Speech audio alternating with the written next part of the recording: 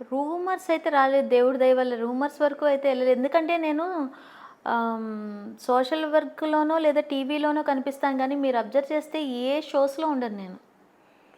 ఈ టీవీ షోస్‌లో ఇప్పుడు మనకి 'శ్రీదేవి డ్రామా కంపెనీ' గానీ, 'జబర్దస్త్' కానీ ఇలా కొన్ని జరుగుతున్నాయి కదా షోస్. అంటే ఆ! ఒకటని కాదు. ఏ షోస్‌లోని చాలా తక్కువుంటాను. అంటే గ్యాదరింగ్స్‌లో తక్కువుంటాను. పార్టీస్‌లో తక్కువుంటాను. సో, దానివల్ల ఏంటంటే నాకు రూమర్స్ రావడం అనేదైతే రాలేదు. ఎందుకంటే సోషల్‌గా ఎక్కువ ఎవరైతే కలుస్తారో వాళ్ళకే ఎక్కువ అవకాశం ఉంటది రూమర్ రావడానికి. పాపం వాళ్ళు తప్పు చేశారని కాదు. ఎక్కువ కనిపిస్తాం కదా! ఆ! లైమ్ లైట్, ఫేమ్ దీనివల్ల ఏంటంటే రూమర్స్ ఒస్తాయి. గాసిపింగ్ అనేది ఇంకా కామనే. జరుగుతూనే ఉంటది. ఎందుకంటే నేను ఒక టైంలో బండి లేక కంపెనీ వెహికల్‌లో వచ్చాను. హ్మ్. తర్వాత బస్సులో వచ్చాను. హ్మ్. తర్వాత కార్స్‌లో వచ్చాము. లేదంటే కంపెనీ వెహికల్స్ రావడం. తర్వాత స్కూటీ కొనుక్కున్నాను. మారుతి 800 కొనుక్కున్నాను. ఈరోజు బెంజ్ వరకు వచ్చాం. హ్మ్. వచ్చినప్పుడు ఎవడినో పట్టుకుందిలే. అదే మనం ఎదిగిన విధానం చూస్తారు. అంటే ఇప్పుడు మీరు నన్ను ఆల్మోస్ట్ ఒక 12 ఏళ్ల నుంచి చూస్తున్నారు. ఈ చూస్తున్న టైంలో మీరు నన్ను రకరకాలుగా చూసారు. ఆటోలో వచ్చినప్పుడు చూసారు. స్కూటీలో వచ్చినప్పుడు చూసారు. మారుతి 800 సెకండ్ హ్యాండ్‌లో కొనుక్కున్నాను. నా ఫస్ట్ కార్ మారుతి 800. అది అందులోనే నేను మీకు పరిచయం అయింది ఫస్ట్ మారుతి 800 కొనుక్కున్నప్పుడు. సో, దాని తర్వాత i20కి వచ్చాము. తర్వాత ఇప్పుడు బెంజ్ కొనుక్కున్నాను. ఈ ప్రయాణం ఎంత కష్టంగా సాగింది, ఎన్ని అప్పులు చేశాము, ఎంత కష్టపడ్డాము అనేది నాకు తెలుసు. బట్ బయట వాళ్ళకేంటంటే ఎవరినో పట్టుకుంది గట్టిగా. హ్మ్. ఎవడో దొరుకుంటాడు. లేతే వీళ్ళకేంటి? ఆ మాటలుంటాయి చూసారా? అవి భలే బాధ అనిపిస్తాయి. ఎందుకంటే ఎవ్వరికీ ఏది ఈజీగా రాదండి. ఈరోజు మనకొచ్చిన పేరు గానీ, లేదంటే మనం కొనుక్కున్న వస్తువులు గానీ, మనం ఇప్పుడు రన్ అవుతున్న ఈ పొజిషన్ గానీ, ఎంతో కష్టపడితే వస్తది. ఎవరు ఎందుకిస్తారండి ఫ్రీగా? ఒక బెంజ్ కార్ మీకెందుకిస్తారు గిఫ్ట్‌గా? అనడం ఈజీయే. అమ్మాయి గదా! ఆర్టిస్ట్ కదా! ఇచ్చేస్తారు. పిచ్చోళ్ళా ఎవరైనా?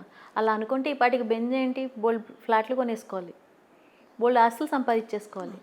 సెటిల్ అయిపోయి కూర్చోవాలి. ఈ రోజుకి నేను ఇంకా ఇల్లు కొనుక్కోలేదు. హ్మ్.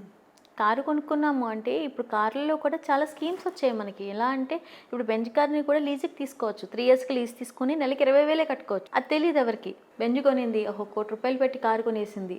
అంతే. ఓర్వలేనితనం. అంతే. మినీ కూపర్ ఉంది.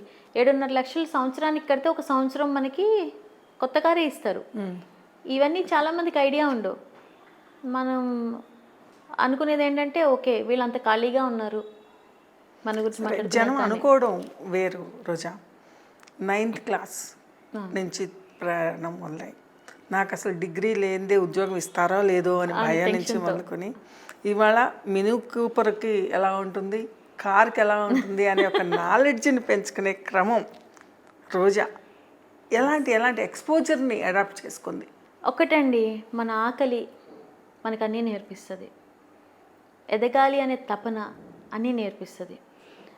ఈరోజు యూత్ ఎలా ఉన్నారంటే అందరిని కొంతమంది ఇప్పుడు నేను వర్కర్స్‌ని పెట్టుకున్నాను. ఇప్పుడు నా కంపెనీలో ఇద్దరు, ముగ్గురు అబ్బాయిలని పెట్టుకున్నాం.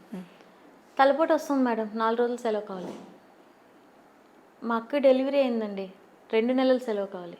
నేను అనుకునేదాన్ని లేడీస్ అయ్యుండి మేము డే అండ్ నైట్ కష్టపడితేనే ఈ స్టేజ్‌కొచ్చాము. ఇంత యంగ్ బ్లడ్ ఉండి వీళ్ళకెందుకు సీరియస్‌నెస్ ఉండట్లేదు అనేదైతే బాధ అనిపిస్తుంది నాకు. చిన్నది ఇంట్లో ఏదో చిన్న ఇష్యూ అయిందండి. నెల రోజులు సెలవు కావాలి. షార్ట్ కట్ అచీవ్‌మెంట్స్ కావాలి వీళ్ళకి. ఎగ్జాక్ట్‌లీ. ఎలా వస్తాయి? నేను అనుకున్నా దేవుడా మనం రాత్రి పగలు పడుకోకుండా రోజుకో గంటే పడుకుని లేదంటే వర్షంలో కూడా స్కూటీ నడుపుకుంటూ కంటిన్యూటీ బట్టలు తడిచిపోతాయేమో అని భయంతో చిలుకూరు నుంచి చింతల వరకు నేను స్కూటీ మీద వెళ్ళేదాన్ని. హ్మ్. నాకు షూటింగ్ బ్యాకప్ 9:30కి అయిందనుకోండి. నేను అక్కడి నుంచి మా ఇంటికి వెళ్ళేసరికి 12. అక్కడి నుంచి నేను మళ్ళీ ఆ బట్టలు తీసి కొత్త బట్టలు రేపటికి పెట్టుకొని పొద్దున్నే మళ్ళీ నేను 5కి బయలుదేరాలి. హ్మ్. అంటే నేను పడుకోవాల్సిన టైమింగ్ అంతా 2, 3 గంటలు ఉండేది మాకు.